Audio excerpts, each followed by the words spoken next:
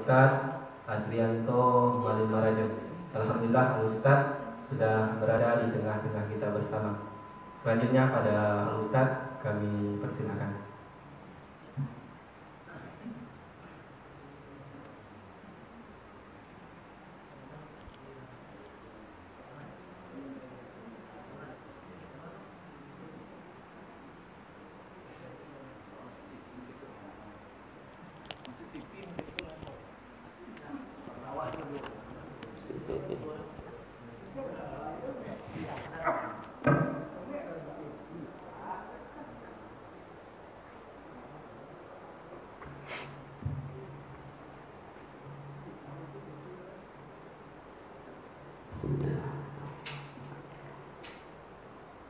Assalamualaikum warahmatullahi wabarakatuh.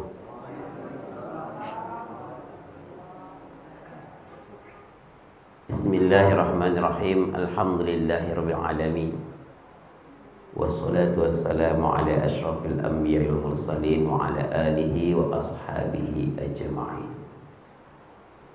Asyhadu an la ilaha illallah wahdahu la syarikalah wa asyhadu anna Muhammadan abduhu wa rasuluh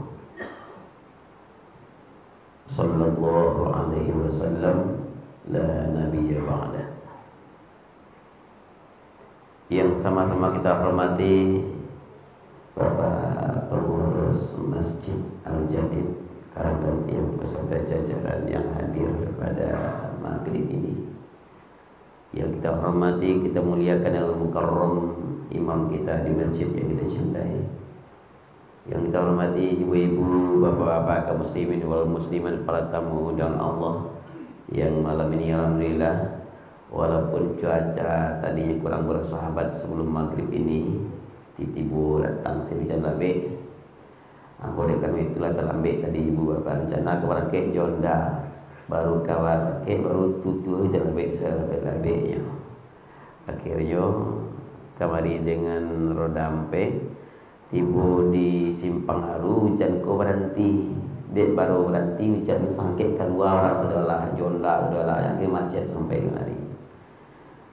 Ya, tapi karena niat yang ikhlas dari ibu bapak semuanya, keinginan yang sangat kuat untuk membangun masjid ba'awana labaidu hujan tidak menyurutkan niat kita, semangat kita untuk berbudi kepada Allah Subhanahu wa taala.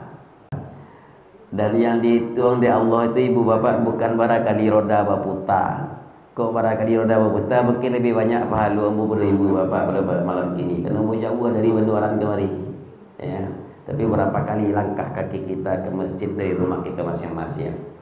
Makanya kata Rasulullah dalam hadisnya ibu bapak, kok dapet babeda jalan ke Paijo ke pulang musaji bendanya. Ibu pai rumah di ujung tu situ contohnya, ke pai lewat kamari. Ke pulang beko ke sekolah lalunya lain. Tujuannya supaya setiap yang kita lewati, batu, tanaman, tumbuhan, semua yang kita lewati ketika berangkat ke musaji dan pulang musaji karena berbeda arah jalannya, maka semuanya nanti di akhirat akan ikut menjadi saksi bahwa awak lain memakmurkan rumahnya Allah berjamaah kamu saji. Tapi jangan terlalu jauh bana, ya. Kalau terlalu jauh bana, ibu bapak mohon maaf, rumah lain 200 meter saja. Tapi ingin bajak berbeda jalan kapai juga pulang, ibu itu kan ke Ampang dulu kan, berputar ke belakang tu kan. Jam 9:30 baru tiba di rumah beko. Kamar tu sembahyang isya ke capak macam tu. Kecek ustaz yang itu tadi jangan makin jauh ke rencak. Ya. Ibu bapak yang dirahmati Allah Subhanahu wa taala, bersyukur di awak di Siko di Masjid Al-Jadid jumlah jamaah kita terkhusus ibu-ibu jauh lebih banyak dibandingkan dengan apa-apa. Ya. Ibu-ibu bukan luar biasa. Cuma terkadang ibu di tempat lain mencari wajah ibu-ibu ku kadang-kadang ibu artinya wajah-wajah yang menyasar dapat laki sih banyak. Bawa kau pada itu kecean ya. Hampir di setiap musaji musola ibu bapak yang paling banyak berjamaah ke musaji itu ibu-ibu dibandingkan juga pak. Kami tadi lahir ramai baru. Kami ya bapak kalau lahir ramai tadi ya satu saf, tapi ketika akan mengadakan kajian itu biasanya di tempat lain ada 7. Ansur keluar cik-cik. Ibu-ibu selesai maghrib nyobi ibadat tangan, tapi apa-apa selesai dari maghrib nyobi keluar cik-ciknya gitu. Ya mungkin tersasak buang air tadi barangkali. Mudah-mudahan sementara ibadah ada. Ya.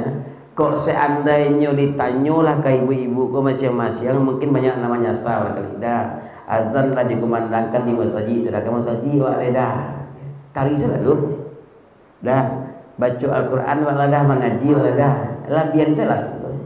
Macam-macam setiap kali dibawa dari ibu untuk beribadah kepada Allah Subhanahu wa taala, banyak saya alasan apa gua tadi. Kok seandainya mengecek lah ibu kau, mungkin beliau akan mengeluarkan kata-kata. Dan kau tahu kamu di sekolah kira dulu nak kena mau laki nyokolo. Tapi di sekolah tidak nampak lah model ya, hampir seimbang jumlah kita ibu dan bapak semuanya. Alhamdulillah. Ibu bapak yang dirahmati Allah, selawat barangkali salam buat kita Nabi besar Muhammad sallallahu alaihi wasallam. Allahumma salli ala sayyidina Muhammad wa ala ali sayyidina Muhammad fil alamin innaka Hamidum Majid. Kaum muslimin yang dirahmati Allah, satu pertanyaan sebelum kita taruhan. Tadi ketika ambo menyebut nama Nabi Muhammad, lai ibu iringi dengan juga bapak iringi dengan selawat pada beliau. Lai. Tujuannya wak berselawat pada Nabi Muhammad ibu bapak mendapatkan syafaat.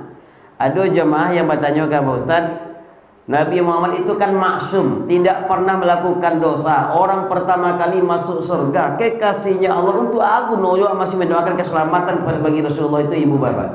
Itu tanya jemaah kamu.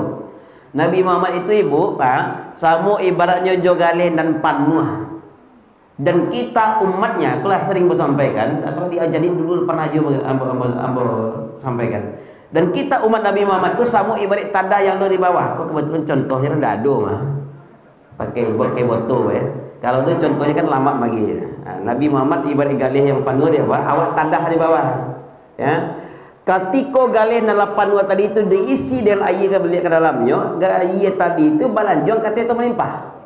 Pasti akan melimpah ke dalam tadah, dan tadah itulah kita umatnya Nabi Muhammad sallallahu alaihi wasallam. Maka seringlah bersolawat pada Nabi Muhammad, kemudian laksanakan ajaran-ajaran yang beliau bawa. Satu di antara kini yang sedang kita laksanakan ibu bapak, berjamaah ke masjid. Karena banyak kaum muslimin yang dirahmati Allah, banyak di tempat lain orang yang takwik berjamaah ke masjid ya. Cameh berjamaah ke masjid. Ada yang takwik hilang sendal, ada yang takwik tertukar terompahnya, dan macam-macam alasan yang lain. Kalau tukar terompah wak di musaji, hilang sendal di musaji, itu musibah masalah nan ketik baru bu. Musibah dan paling gadang itu adalah nan katiko duit salamo duit sampai mati bisa tak pernah nongkrong atau parkir sendal di luar tu dah. Nah, itu musibah paling gadang tu. Kan dari tempat lain, mohon maaf, di musaji lain ibu pak. Dek pengurus baru selesai pelantikan, baru kadang-kadang kalau siap pemilihan alun siap pelantikan itu nyobek struktur kepengurusan musaji dari pembina, penasihat, pembimbing, ketua seksi sampai ke bawah sedoalahnya. Jumlah pengurus musaji lebih dari 50 orang, tapi nan berjamaah musaji kadang berdua bertiga saja di musaji lain. Di sekolah beliau luar biasa kan, tahu ustaz aku tidak pernah alfa, kalau ketipu beliau tidak pernah alfa terus. Sangat luar biasa ya.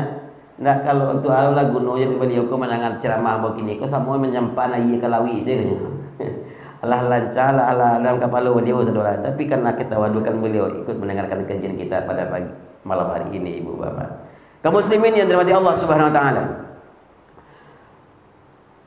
Tujuan Allah ciptakan kita ke dunia adalah untuk beribadah kepada Allah Subhanahu wa taala, dan kita berharap amalan-amalan ibadah, amal ibadah apapun bentuk ibadah yang kita kerajaan kau diterima oleh Allah hendaknya. Apapun bentuk ibadahnya, sekecil apapun ibadah yang kita kerajaan, kita berharap bermohon berdoa kepada Allah, mudah-mudahan diterima oleh Allah Subhanahu wa taala. Nah, ibu bapak yang dirahmati Allah, ada beberapa golongan manusia yang amal ibadah itu tidak diterima oleh Allah. Mudah-mudahan kita dijauhkan oleh Allah dari golongan tersebut. Di antaranya yang pertama, anak yang durhaka kepada orang tuanya. Nah, itu tidak diterima amal ibadah dari Allah. Anak yang durhaka kepada orang tuanya. Anak yang durhaka kepada orang tuanya, ibu bapak, durhaka anak kepada orang tua itu bukan hanya saat anakku masih ketik, enggak. Tapi justru ketika anakku kadang-kadang, ketika ketik kadang-kadang lebih banyak nakalnya daripada durhakanya. Ya, ini sering saya sampaikan. Lebih banyak nakal dibandingkan dengan durhakanya. Kadang-kadang ketika suruh nyodo meleceh, jadi ketik baru. Tapi ketika anak kadang terutama anak sudah berkeluarga kaum muslimin yang dirahmati Allah, banyak di situlah nampak durhakanya seorang anak kepada orang tuanya. Ya. Pernah satu kejadian, ini anak laki-laki. Ya. Salah seorang sahabat Nabi yang bernama Alqamah, dia taat beribadah. 5 waktu sehari semalam selalu berjamaah bersama Rasulullah SAW. Saf pertama, duduknya saf pertama sekali. Solatnya selalu di saf yang pertama bersama dengan Rasulullah, berjamaah dari 5 waktu sehari semalam berjamaah bersama Rasulullah. Tapi kaum muslimin yang dirahmati Allah, hanya karena gara-gara ada satu perbuatannya yang menyinggung perasaan orang tuanya, durhaka kepada orang tuanya, sulit sekali ketika sakaratul maut, tidak bisa mengucapkan kalimat la ilaha illallah di akhir ayatnya. Lah panik para sahabat untuk mentalkinkan la ilaha illallah, nyendaknya bisa, payah bana. Ya. Akhirnya Nabi, barangkali Alqamah ini sahabat kita ini punya dosa kepada orang tuanya. Disampaikan oleh sahabat, ya Rasulullah, ayahnya lah mau meninggal ya Rasul. Kalau gitu cari ibunya. Barangkali dia punya kesalahan sama ibunya atau dosanya pada ibunya. Nyo carilah dia para sahabat ibu bapak, orang tua, ibu kandung dari Alqamah ini bertemu di kampung sebelah. Lah bertemu di kampung sebelah diceritakan bahwa kejadian yang dialami oleh anaknya pemuda yang bernama Alqamah. Ajawe amaknya, alhamdulillah itu nang kelama ke-7 di Jawa Tengah sih. Sandang ngerti amaknya mendengar. Ya. Sandang ngerti amaknya mendengar. Kemudian kaum muslimin, akhirnya Rasulullah panggil ibunya Alqamah. Hadapkan pada saya atau ambo yang turik ke situ, kata Rasulullah. Dituriklah ibunya balik, lain namu ibu yang datang menghadap kepada Rasulullah. Dia sampaikan oleh Rasulullah, wahai ibu, maafkan Alqamah. Indah ya Rasulullah. Maafkanlah ya, indah. Jawab amaknya tadi. Wahai ibu, ambo tahu anak engkau ini taat beribadah, hafal Al-Quran 30 juz, solat 5 waktu sehari semalam berjamaah di masjid bersama dengan kami di masjid, kata Rasulullah. Setiap hari tidak pernah meninggalkan tahajudnya, tidak pernah meninggalkan amalan-amalan sunnah lainnya, tidak pernah meninggalkan Al-Quran dalam hidupnya, hafal Al-Quran 30 juz, selalu tahajud. Senin Kamis tidak pernah meninggalkan puasa sunnah. Tapi hanya karena gara-gara dia durhaka kepada orang tuanya, sulit sekali untuk mengucapkan kalimat la ilaha illallah di akhir ayatnya. Daripada nanti di akhirat dibakar dalam api neraka, kata Rasulullah, biarlah dari dunia kini kau kami bakar aja api dunia, kata Rasulullah. Bakarlah kecamaahnya. Itu kenapa di hatinya ibu bapak. Rasul perintahkan pada para sahabat untuk mengumpulkan kayu bakar.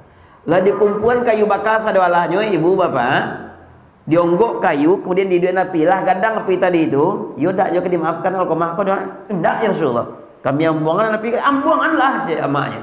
Pas baru kali campan Alqamah tadi itu ke dalam api dan gadangku ibu bapak memakiklah maknya. Tunggu ya Rasulullah. Ba'abana sakitnya hati ambo sebagai orang tua, ambo akan pernah tega mencari menyaksikan anak kandung ambo surang dibakar hidup-hidup di depan mata saya, kata ibunya tadi. Waktu itu maafannya kata Rasulullah. Baik ya Rasul, ambo maafkan Alqamah. Baru selesai kecil amaknya tadi dimaafkan, ibu bapak ditalkinkan oleh sahabat la ilaha illallah, langsung lancarnya sekali membaca kalimat tauhid yang terakhir itu ibu bapak, langsung dipanggil, dicabut nyawanya oleh malaikat Israil, si pencabut nyawa. Selesai menyelenggarakan jenazah Alqamah tadi, ditanyalah kepada ibunya, abana dosonya Alqamah, apa bana kesalahan Alqamah kau? Jawab amaknya, ya Rasulullah, kami hidup dalam keadaan miskin. 2 minggu setelah Alqamah ini lahir ya Rasulullah, ayahnya juga meninggal dunia. Ya, ambolah yang bersusah payah, peras keringat, bantian tulang, bakureh siang malam mencari piti untuk membiayai, untuk menghidupi anak tadi, memberi makan dua anak tadi. Tapi ketika anak kau lah sukses lah gadang ya Rasulullah, ketika kita memang iyo lah inyo patut tahan kepada ambo. Tapi saja inyo punya istri, saja inyo berkeluarga, tak pernah tahu mana uju ambo sebagai orang gaeknya lagi. Tak pernah nyo cari-cari ambo ke rumah, tak pernah nyo turi-turi ambo ke kampung lah doh.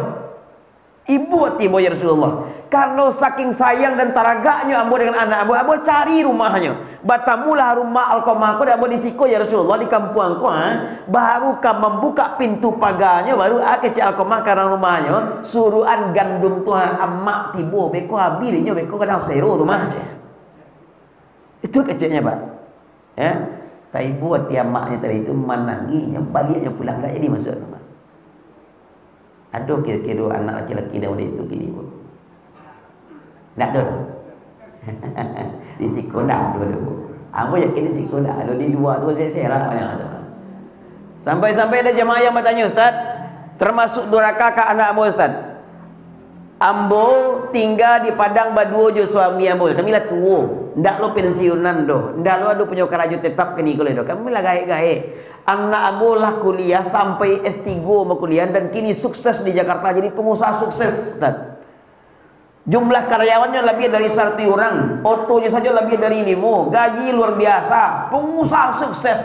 Ketika ayahnya sakit masuk rumah sakit, kami dah ikut BPJS, biayanya lebih 5 juta, piti ambo 3,5 juta loh Ustaz. Ambo telepon anak ambo ke Jakarta, menyampaikan mengecen masuk ayahnya masuk rumah sakit.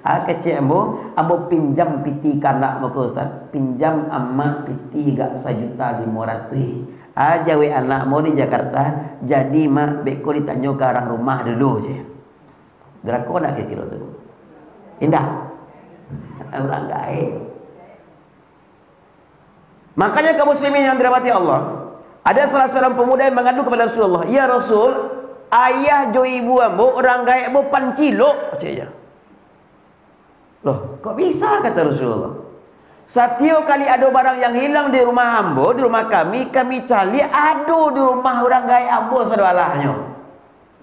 Begitu panggil orang tuamu. Ibu di hadapan Rasulullah, "Pak, Ibu, yo batu kawan apa anak Ibu?" "Benar ya Rasulullah."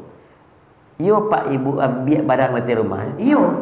Bama kau dah ambil kan itu rumah anak kami. Kalau rumah orang lain tak kata lo kami ambil lohnya." Dia kan rumah anak kami kata orang tua tadi. "Yo bah aku dek ambil barang di rumahnya." "Ya Rasulullah, anak ambo ko lah ia prematur dulu ya Rasul. Kami di bawah kemiskinan. Susah payah kami mengandang ya Rasulullah.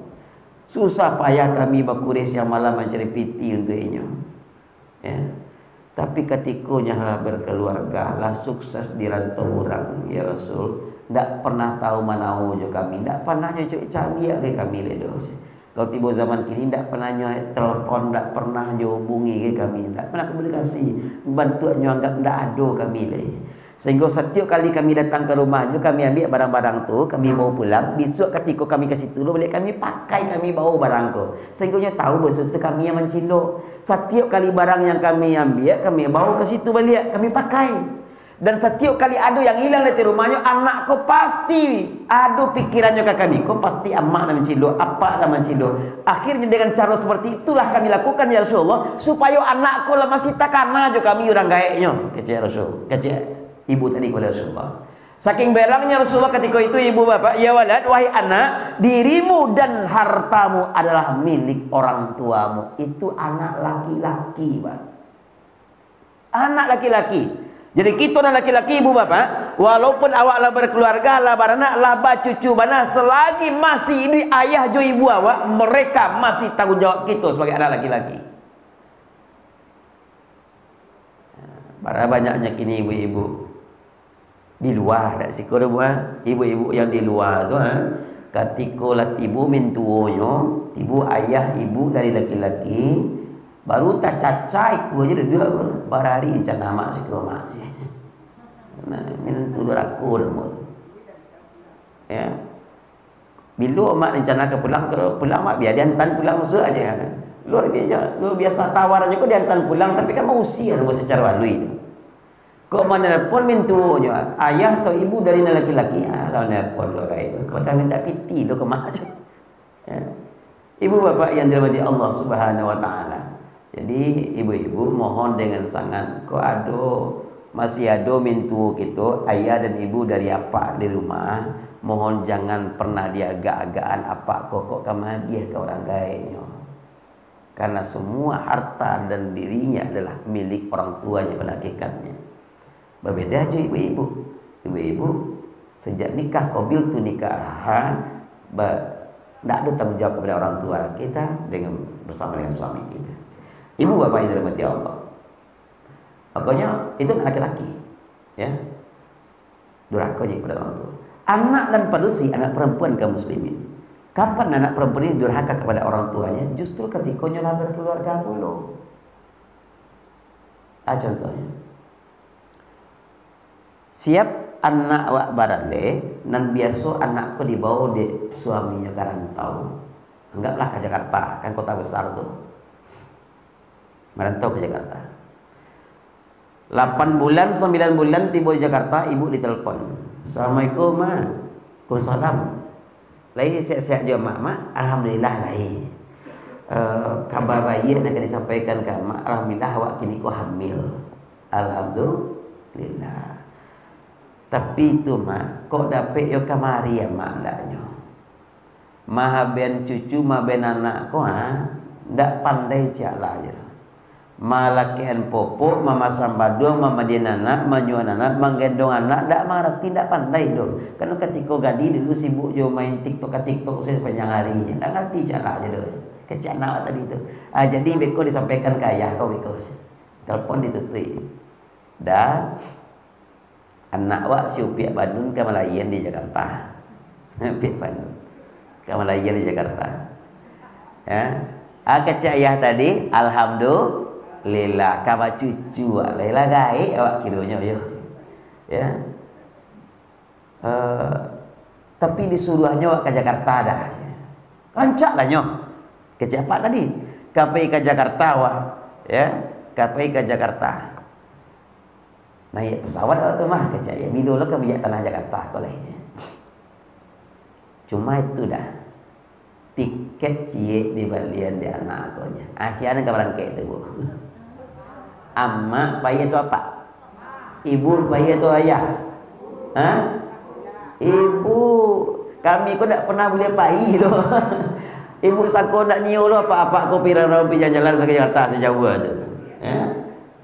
Tapi pernah ibu tawarkan kapak kau untuk bayi. Udah hasil bayi banyak dah. Tak pernah gitu doh.